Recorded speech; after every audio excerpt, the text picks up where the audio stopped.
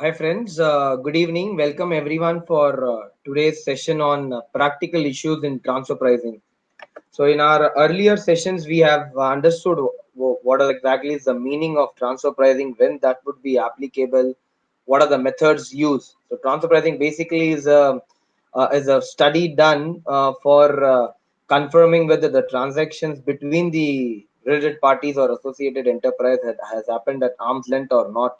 And there are various methodologies, documentation requirements, and once the study is done 1 or 2 years down the line, the assessment happens, which will confirm whether transfer pricing adjustment is required or not. So today we will focus on the various practical issues which we encounter at the time of doing study. Also, after the completion of study, at the time of filing Form 3CB and maintaining the documentation, and as well as at the time of transfer pricing assessment. So let's get started, friend. Before that, I would like to acknowledge the efforts of Thirumal for getting this presentation ready. The legends used: AE stands for Associated Enterprises, ALP Arms Length Price, AMP Advertisement, Marketing and Promotion, BLT Bright Line Test, MNE Multinational Enterprises, OECD, we already know, Organization for Economic Cooperation and Development. TP stands for Transfer Pricing. The schema, the basics of transfer pricing. What are the common issues in transfer pricing? Issues relating to transactions, relating to comparables, treatment of specified items, assessments, reporting issues relating to COVID-19, which is again a very prominent and relevant as of today, and concluding with miscellaneous issues. Transfer pricing, as we know, friends, it is done to ensure that the tax base is protected in the country of source. Amongst the income tax provisions, it is contained in Chapter 10 of the Income Tax Act. Common issues: foreign AEs are typically not accepted as tested parties. So when even at the time of doing study, the professionals, or also at the time of assessment, we are much inclined towards using the Indian party as a tested party and not foreign AEs. But and even at the time of assessment, the department is not accepting foreign AEs as the tested parties. Indian TP laws typically does not allow for adjustments to tested body, but only to comparables. There is a lack of clarity and guidance with respect to adjustments to a transfer price. So, as we have seen, friends, various adjustments which are done to equate the price of the comparable company vis-a-vis the transfer price. These adjustments are being done with regard to the price of the comparable companies. It is not allowed. So the adjustment is not allowed in terms of doing it for the tested parties or your own company. So there is lack of clarity as to whether or guidance with respect to adjustments to a transfer price. Tax authorities use secret comparables for transfer pricing audits. So this is also, we have seen from a practical issue wherein, like, the department is using secret comparables. So you may not know, or that would not get generated out of a database, but it's again a secret comparable. So they may be interacting with the other TP officers, or there may be some exchanges and basis that they are using it. Under the TP laws, it is not accepted to use secret comparables. But again, this has been these are not specifically excluded as well in the light of the interest of revenue.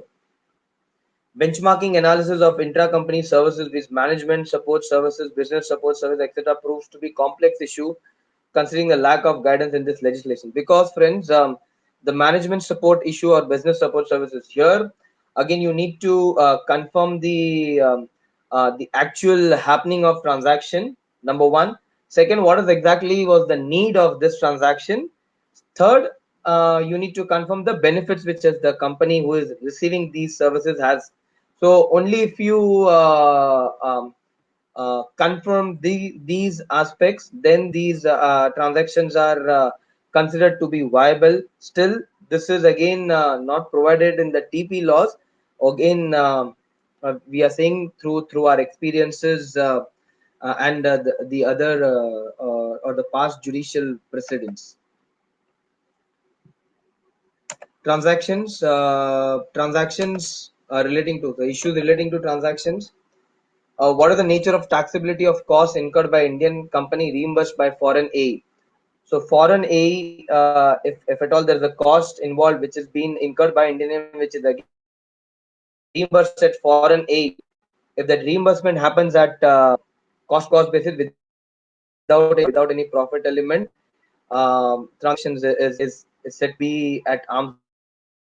However, if there is some market, some margin involved, and also there is material and it involves additional efforts for Indian entity to carry out such work, then there should be a profit element for the Indian entity.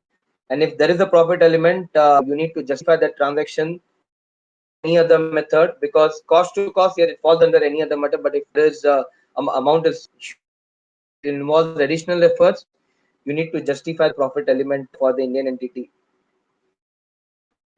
Reimbursed, if at all at cost to cost, it will not form part of your operational cost.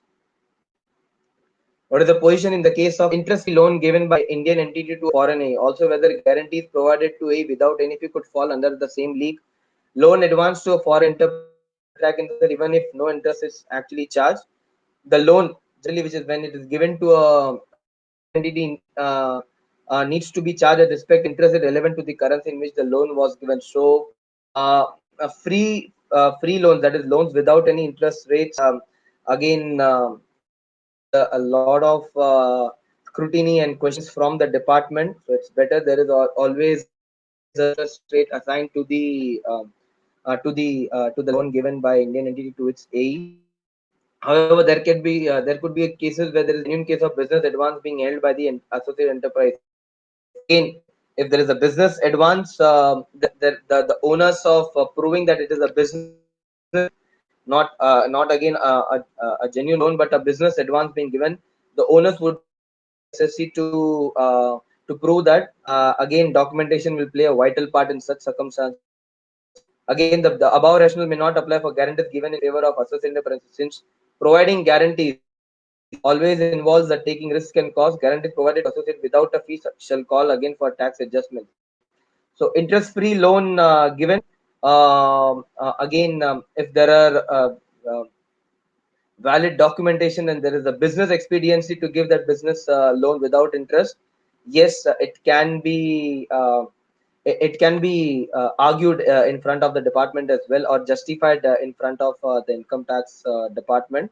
However, if guarantees are given without any fee, that may call for a tax adjustments, because guarantees again involves taking risk and cost.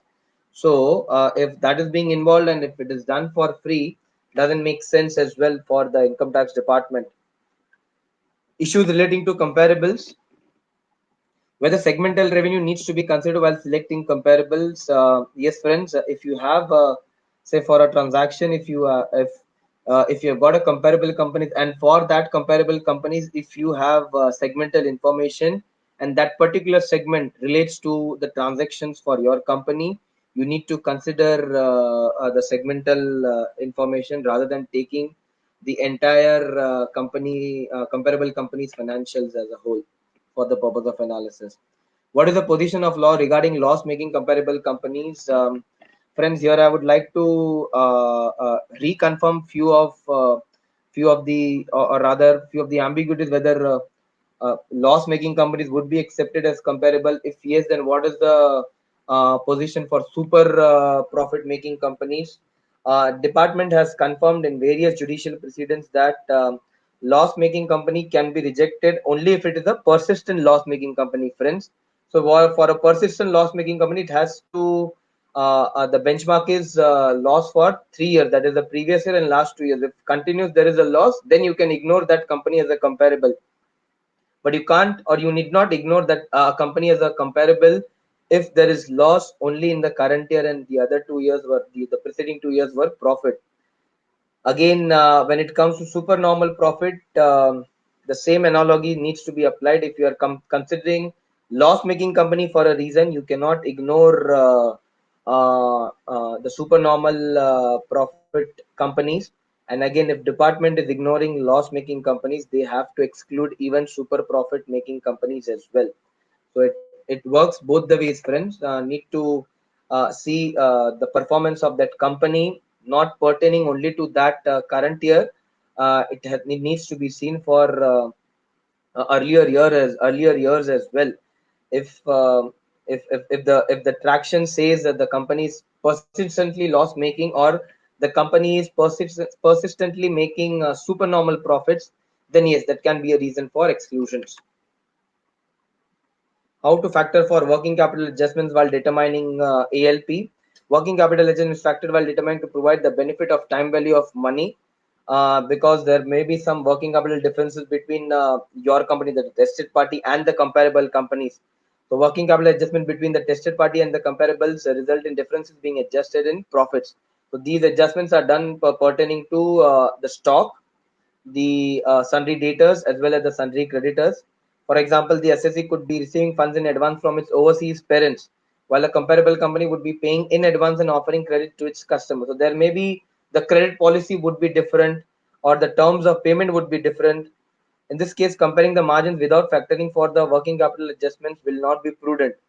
The process of working capital adjustments relates to identifying the level of working capital employed, that is stock plus debtors minus creditors, and the cost of deploying such working capital. Difference in the level of working capital is appropriate to a base reflecting interest rate is considered. Generally, the SBI prime lending rate is considered for the purpose of doing working capital adjustments. There's a question: do we need to ignore the year of loss? As I mentioned, Pawan, you need not ignore the year. So, for example, if say in your scenario, if a company is current year, say for 1920, it's a profit-making company, and for the last 2 years, it's a loss-making company. As I said, it has to be 3 years. 3 years is a benchmark which has been set by the department. So, if current year it's a profit-making company, you can company as a comparable. Now, when you have compared the consider that company as a comparable, even though in earlier years there is loss, you need not ignore that loss. You can factor that loss, and automatically the PLI for the comparable company would be reduced. So once you are confirming a company as a comparable or not as a comparable, once it is a comparable, no need of ignoring any years. Once it is not a comparable, there is no question of any ignorance. So if only if it's a company, it's a persistent loss-making company, as we have seen, 3 years, including the current year, then you can ignore that company fully as a comparable. If it is say to a current year, again it's a loss. Last year it was profit. Again, a year before that was a loss. It is again not a persistently loss-making company. You can consider that company as a comparable. When you consider that as a comparable, no need of ignoring any years, just on the basis that it is a loss for that company for that particular year. Hope it answers, Pavan. Treatment of specified items. Whether comparability analysis to be done by performing is to be performed by including one-time expenditure under operating costs. Again, one-time expenditure, friends. If it's a one-off expenditure, if it is relating to, if it is relating to your business operations, yes, it can be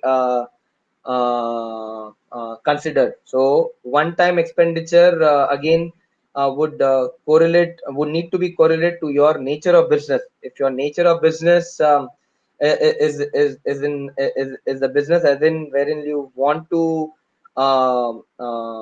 incur such expenditure, and that has been incurred only in this year, it was not incurred last year, earlier years, and also it may not incur in future year as well. So one off, it is an expenditure in this year. um, uh, you need to see your nature of business. If the business asks for that type of expenditure, you can consider. If not, you can ignore that. No, Pawan, it is not like if you consider a loss, then your comparable would be incorrect. You need to principally confirm whether a company is a comparable or not. And to do that, you need to confirm whether a company is a persistently loss making company or not. If persistently loss making, continuously for 3 years it is making loss, you can ignore that company upfront. No need of considering any of the years of that. You can ignore that company as a comparable itself. But if it is say it's a profit this year, it was a loss last year. If it is again a profit a year before that, then in such a scenario, you need not, first thing, you need not reject that company as a comparable. Secondly, while calculating the PLI, you can consider the current year as well as the last year as well as last to last year. All the 3 years needs to be considered. Just for the fact that the company is incurring a loss in 1 year, you cannot ignore that company as a comparable. Whether foreign exchange gain or loss would form part of operating revenue or cost. Again, in case of export oriented businesses, when you are your nature of business includes export as well, international transactions as well, then yes, including foreign exchange gain or loss as operating revenue or cost would make sense, or it is again an unavoidable transaction. So again, depends on the nature of business whether you need to consider forex gain or loss. Generally, at the time of assessment, the department are considering this as the operating expenditure while doing the TP assessments. What is bright line test, and it's important in the context of advertising, marketing, and promotion expenses. So, friends, this something came up in the Maruti Suzuki India Limited case, wherein that it was held that when a foreign company sets up a subsidiary in India and gives it brand and sells the product under its brand name, in return it collects royalty from the Indian subsidiary. However, when Indian subsidiaries using the brand of the foreign company, it is in turn creating awareness for the foreign brand in the Indian soil. So when Indian company is using the brand of foreign company, it is paying royalty to the foreign company. That is understandable, fine, because of the usage of brand name. But when this being used in the Indian soil, indirectly there is a promotion of the brand of the foreign company on the Indian soil, for which the Indian company also needs to be compensated. So this came up in the Maruti Suzuki India Limited case, wherein it was held that the compensation is required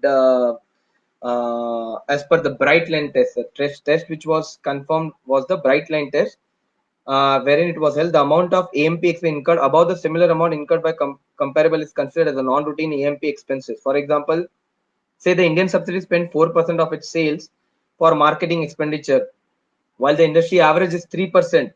Then the foreign company needs to pay the Indian subsidiary. So it is spending over and above the industry average, the marketing expenditure. So the difference 1% is considered that it is being done for the purpose of foreign company. So foreign company needs to make the payment of that 1% to the Indian company.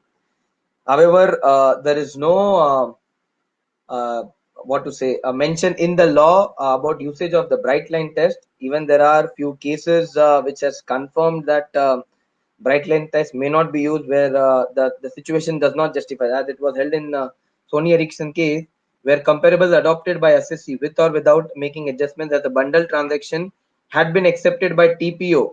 So once the acceptance is there from the TPO, then there is no requirement of any bright line test and AMP and reimburse, or what to say, the compensation to be provided by the foreign company to the Indian company. The same was confirmed by the Honorable Supreme Court in Higher Appliances India Limited case. At the time of assessment, what are the issues? Can TP adjustment be made even if the AE makes loss?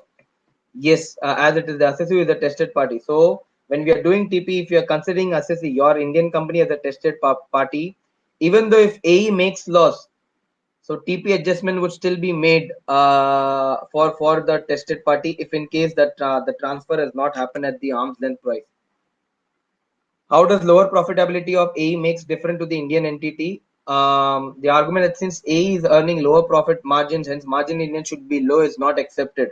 So if my foreign AE is making loss, even I should make loss is not accepted for justifying your transactions at arm's length. The basic intention, as we are saying, is to prevent shifting out of profits by manipulating prices charged. That should not happen.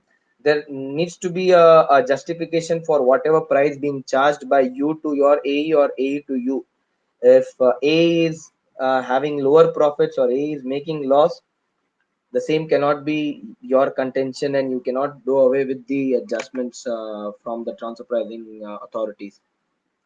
Whether the assessee can alter the comparables, yes, it has been except. So, say for example, you did your transfer pricing study for the year financial year 18-19 before say in the month of October 2019. So you did a transfer pricing study, use the TNMM method. You got five comparables, and your average PLI of comparable companies was less than what you are earning. So the transaction was justified to be at arm's length. Again, this is the first scenario. Say at the time of assessment, you again you did a so assessment comes in the say in the year of September 2020. At that time, obviously the database would have got updated. You could have you can now use again few more companies because the data is updated. That is possible. In the first scenario, yes, it's again because the erstwhile comparables were proving favorable to the SSC. Fine, but what if at the time of uh, comparable companies when it was taken at the time of October 2019, the PLI was not favoring, but say the number of companies from five it increased to six in the month of September 2020. So six means again you can use a range concept. So that is acceptable. That has been confirmed by the various courts as well in the court of law. In terms of reporting, yes, can there be a belated filing of Form 3CB when return of file has been filed? Law permits belated filing of TP report. However, because there is a penalty under Section 271BA where a person failed to furnish a TP report within the due date specified. However, belated filing is permitted and the applicability is entirely dependent on the reasonable. So, belated filing is possible. Can Form 3C be revised under the law? There is no mention as such. But when you go to the income tax portal for filing form, it asks for whether it's an original form or revised form. If the portal allows you to upload revised Form 3CB, still a litigative issue. What are the issues in country by country reporting? Again, significant implications in terms of information dissemination efforts and resources required to ensure compliance. Again, if say your company is again not a company who is maintaining the master file, but say whoever be the parent company who is maintaining the master file, your company again have to give all those details to your parent company. So it would be an additional burden for your company with an Indian company to prepare the documentation for the purpose of master file, which is maintained by your parent company. Again, CBCR reporting, the first year of assessment has not come when CBCR was adopted. So once we get to know how the department approaches at the time of assessment for CBCR reporting, we'll get a lot of more insights. COVID-19. So because of the recent outbreak, there will be issues in the transfer pricing, setting of price consideration because many MNCs would face pressures due to the coronavirus outbreak. Again, the MNEs or your foreign holding companies may negotiate prices because they would be forced to do a price negotiation. So if they are receiving less, again that would have an impact on the margins of Indian entities. So even they will ask the Indian entities to charge less or they will remunerate at a low price than what was it before. Lack of comparables, again, chances of finding appropriate comparable transactions and conducting a reliable TP analysis again would be difficult because as I mentioned, say your company would be a loss making company, but what if the comparable company and yours is a loss because of genuine reason of corona or COVID-19. So because of that, uh, you would end up in a loss position. But what if the comparable companies are still having even a minimal profit? That again would be an issue. The comparability would be an issue. Pricing of financial transactions, it will lead to MNEs to reassess their existing intercompany financial agreement arrangements as you have seen, friends, say guarantee fees.